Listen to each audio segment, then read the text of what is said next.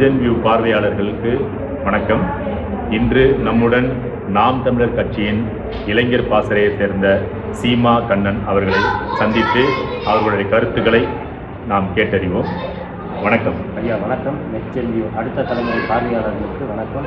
அதே போல் தொடர்ச்சியாக எங்களை போன்ற இளைய பிள்ளைகளை காணொலிகளாகவும் வலைதளங்களில் பரப்புகிற மிகப்பெரிய வேலை செய்து கொண்டிருக்கிற ஊடகமாகவே தமிழ் தேசிய ஊடகமாக எங்களுக்கு முதல்ல நாம் தமிழர் பிள்ளைகள் பாராட்டுகளையும் வாழ்த்துக்களையும். நன்றி ஐயா. இப்போ கடந்த சில நாட்களாக, அதாவது நாம் தமிழர் கட்சி அங்கீகார சான்றிதழ் பெற்ற கொஞ்ச நாளில் இருந்து இப்போ ரொம்ப அதிகமான புரளிகளும் புகட்டுகளும் வந்து கொண்டே இருக்கிறது. இது தம்பி தங்கைகளை மடைமாற்றம் செய்யும் காரியமாக இருக்குமா, இல்லை இந்த மாதிரி ஒரு புரளிகளுக்கு தம்பி தங்கைகள் செவி மடுக்காமல் அவர்கள் செல்லும் பாதையை தொடர்ந்து நடக்க வேண்டுமா? உங்களுடைய கருத்து.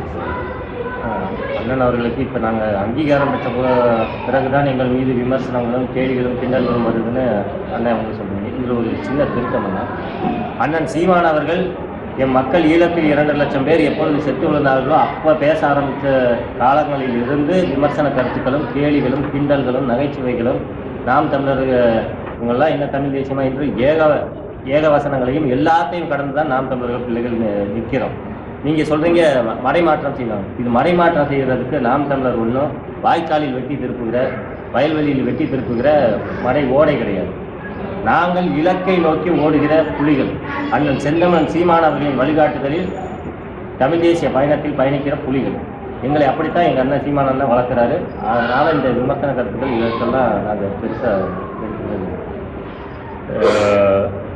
சில 2-3 நாளைக்கு முன்னாடி பஞ்சாபில் நம்மளுடைய மகளிர் கபடி குழு தாக்கப்பட்டிருக்கிறாங்க.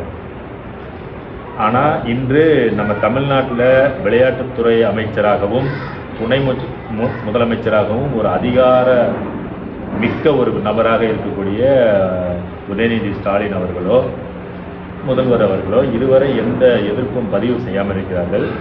காரணம், அங்கே அடிபட்டவர்கள் தமிழ் பிள்ளைகள் என்பதற்காகவா? இல்லைங்க ஐயா, நீங்கள் எளிமையாக இதை எப்படி பார்க்கணும். அவர்களுக்கு கார் ரேஸ் நடத்துறதுக்கு இதற்கே நேரம் சரியாக இருக்கும். அவர்கள் எப்படி கபடி போட்டிக்கு பஞ்சாப் சுற்று இருந்த நம்ம பிள்ளைகளுக்கு பாதுகாப்பு கொடுத்தாங்கன்ற அந்த கேள்வி வச்சுட்டாங்க.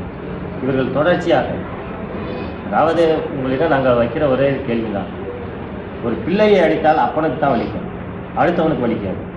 நான் பெற்ற பிள்ளையை ஒருவன் அடித்துவிட்டால் அவனுக்கு தான் வலி இருக்கும். நம்முடைய வலி அடுத்தவனுக்கு தெரியாது. என்னுடைய தகப்பன் அவர் அறிவில்லை, என்னுடைய மண்ணுக்கானவர் அவர்களில்லை, என்னுடைய வலியும் வேதனையும் உணர்ந்தவர் அவர்களில்லை.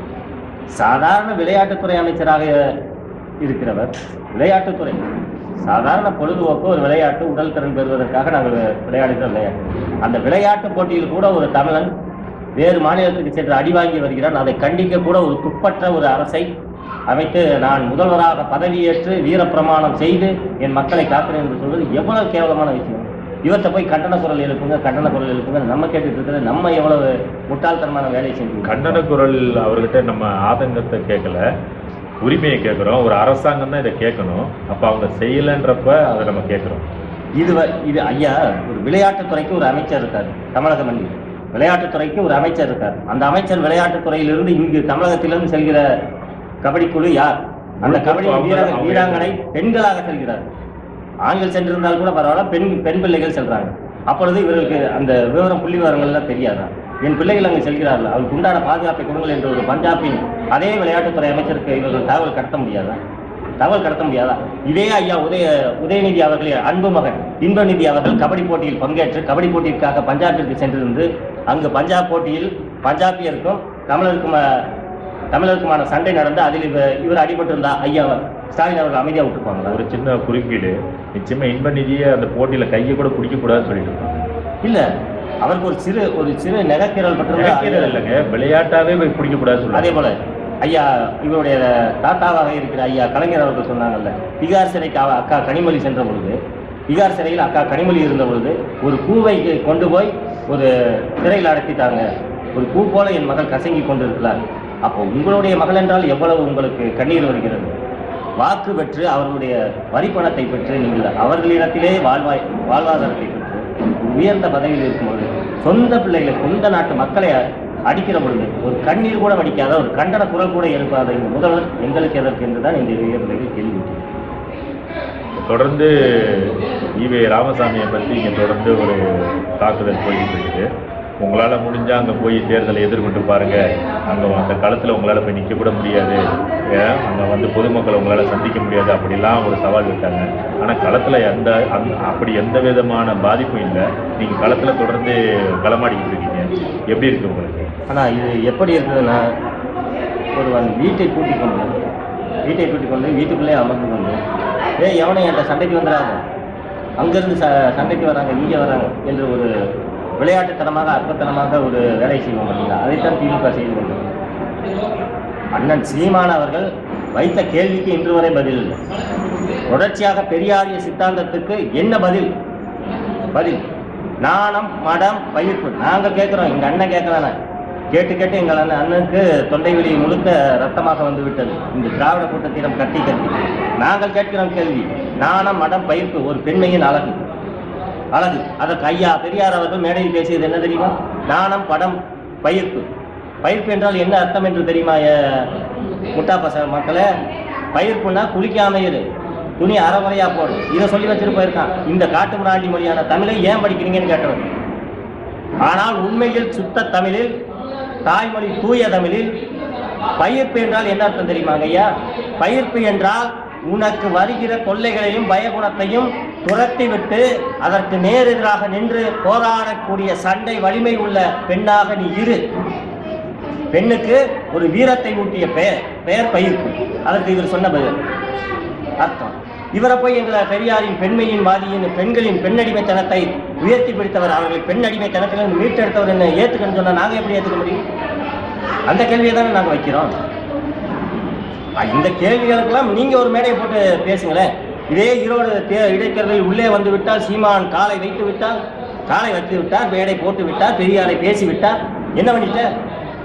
உன்னுடைய சித்தாந்தம் தோற்று போச்சு என்று ஒரு சொல்லிவிட்டு போயேன்.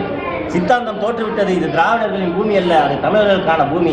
தமிழர்களை எங்களுக்கு வாக்கு பிச்சை போடுங்கள் என்று கேளுங்க. அதை விட்டு பிச்சை எடுக்க வந்தவன் வீட்டை சொந்தம் கொண்டாடுற கதையா இது நடந்துகிட்டு இருக்குது. இது காலப்போக்கில் இன்னும் ஒரு வருடம் தான் இருக்குது. அதற்குள்ள என் மக்கள் தூக்கி அடிப்பாங்க. இப்போ இந்த சித்தாந்தத்தை முழுவதும் மூடி மண்ணுக்குள்ளே புதைச்சிருன்னு நினைக்கிறீங்களா? புதைக்கப்பட்ட சமாதி, புதைக்கப்பட்ட பூதத்தை தோண்டி எடுத்து கொண்டு வந்து எலும்பு கூட்டுக்கு ஒரு உருவத்தை போட்டி, இதுதான் இந்த திராவிட சித்தாந்தம் ஐயோ நடந்து வருகிறது மக்களிடம் விளையாட்டு காமித்து வந்திருக்காங்க. ஒரு சல்லையை உருவிவிட்டால் ஒட்டுமொத்தமாக உதிர்ந்துள்ளது. இதை போயிட்டு நீங்கள் சித்தாந்தம் திராவிடம் தான் எங்கள் பூமி, திராவிடம் தான் எங்கள் மண், அண்ணன் தான் அழகாக சொல்லிட்டாரு, பெரியாரின் மண் என்று, பெரியாரே எங்களுக்கு மண், அவ்வளவுதான்.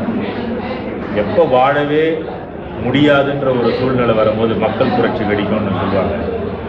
அது மாதிரி இன்றைக்கி அரிட்டாப்பட்டியில் மக்கள் புரட்சி வெடித்து இன்றைக்கி அவங்க மத்திய அரசோட திட்டத்தை நடைமுறைப்படுத்தாமல் பின்வாங்கியிருக்காங்க. அதை பற்றி நாம் தமிழர், அந்த போராட்டத்தில் நாம் தமிழருக்கும் பங்கு இருக்குது. அதோடைய உங்கள் கருத்து? உலகத்திலே மிக பொறுமையான விஷயம் தான். ஒருவனுடைய உணவை பறித்து கொண்டால் கூட அவன் பசியோடு படுத்துருவான்.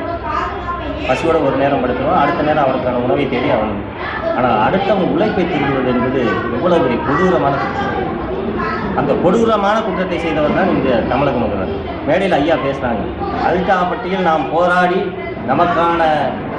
நமக்கான வெற்றியை நாம் பெற்றுவிட்டோம், மத்திய அரசிடமிருந்து பெற்றுவிட்டோம், கழக கண்மணிகளே நமது வெற்றி அப்படின்னு சொல்கிறாரு. இதே மக்கள் அரிட்டாப்பட்டியில் போராடிய பொழுது போராட்டத்துக்கு அனுமதி கொடுத்தாரா?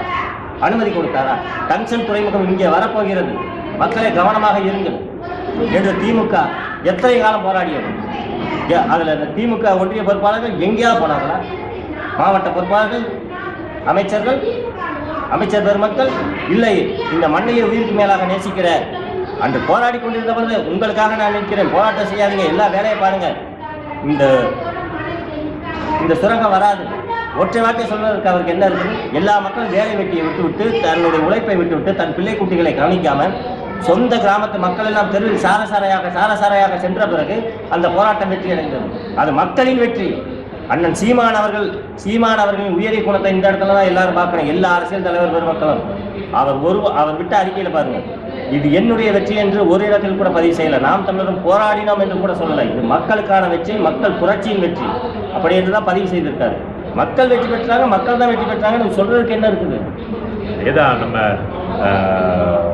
ஜல்லிக்கட்டு போராட்டத்திற்கு வித்திட்டது நாம் தமிழர் கடைசியா ஐயா கட்சி பன்னீர் யாரும் ஜல்லிக்கட்டு கதாநாயகனாக வந்தார். ஆமாம், நோக்கம் வந்து அது கிடையாது.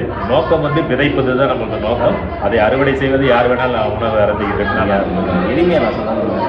அண்ணன் எங்களுக்கு மேடைகளில் அதிகமாக சொன்னாங்க, உன்னுடைய இனத்தின் தலைவன் யார் என்று சொல்கிற பொழுது உன் எதிரியின் கொலை நடுங்குகிறது பற்றியா, அந்த பயத்தை உருவாக்குகிறவன் எவனோ அவன்தான் உனக்கு தலைவன். இது ஒட்டுமொத்த திராவிடமும் கதி கலங்குது பார்த்தீங்களா. சீமான் என்கிற ஒற்றை சொல்லை பேரை கட்டல, ஐயோ அவர் பேசிடக்கூடாது, எங்கேயும் ஒரு ஊடகத்துக்கு பேசிடக்கூடாது, அவர் வீட்டை விட்டே வெளியில வந்துடக்கூடாது, உணவு அருகி விடக்கூடாது, இவ்வளவு கொலவை பயம் இல்லை, கொலை நடுக்குது இல்லை. அப்படியானால் அவர்தான் எங்களுக்கு தலைவர். இளைஞர்கள் எல்லாம் எழுச்சி நாயகனாக கதாநாயகனாக கொண்டாடுவது அந்த சீமானைத்தான் தமிழர்கள். நீங்கள் தொடர்ந்து நாம் தமிழர் கட்சியுடைய அண்ணன் சீமானுடைய இந்த மிகப்பெரிய போராட்ட தமிழ் தேசிய களத்தில் அவர் ஆற்றக்கூடிய அந்த போராட்டத்தில் உங்களை போன்ற இளைஞர்களை அவர் உருவாக்கி இருக்கிறார் என்று நினைக்கும்போது மிகப்பெரிய பெருமையாக இருக்கிறது. நீங்கள் மீண்டும் அவர் கடத்திய கருத்தை நீங்கள் உங்கள் இளைய பிள்ளைகளுக்கு கடத்தி இது போன்ற பல இளைஞர்களை உருவாக்க வேண்டும் என்று வேண்டி விரும்பி கேட்டுக்கொள்கிறோம். நெக்ஸ்ட் ஜென் வியூ பார்வையாளர்களுக்கு மூலமாக உங்களுக்கு நன்றி தெரிவிக்கிறோம். நன்றி ஐயா. அதே போல் உங்களுக்கு நாங்கள் பெருமையோடு வாழ்த்து செய்கிறோம். எங்களை போன்ற வளர்ந்து வருகிற இளைஞர்களெல்லாம் ஒரு நேர்காணலே எங்களுக்கெல்லாம் பெரிய சவாலாக இருந்தது. அந்த நேர்காணலுக்கு வாய்ப்பு கொடுத்தது வீரியமிக்க விதைகளாக உங்களை போன்ற அறிவு சார்ந்த தளத்திலிருந்து வருகிற அண்ணன்மார்களே எங்களை உருவாக்குங்க. வீரியமிக்க விதைகளாக எங்களை உருவாக்குங்க. கட்டாயம் இந்த மண்ணுக்கு பலன் கொடுக்கக்கூடிய கனிகளாக நாங்கள் மாறி இருக்கிறோம். இளைஞர் வாசலில் எந்த காலமும் அந்த சீமானுடைய நேர்வழியில் செல்ல மக்களுக்கான பாதைகளத்தை அமைத்து அவர்களுக்கான நல்வாழ்வுக்காக நாங்கள் விதைகளாக கூட விழுக தயாராக இருக்கிறோம். வருங்கால தலைமுறை இந்த உலகத்தில் அமைதியாக வளர்ந்த நாடாக வாழ வேண்டும் எங்களுடைய கனவு. அன்னையின் கனவு அடுத்தவர்களுக்கு கனவு, அடுத்த தலைமுறை இந்த மண்ணை நன்றி.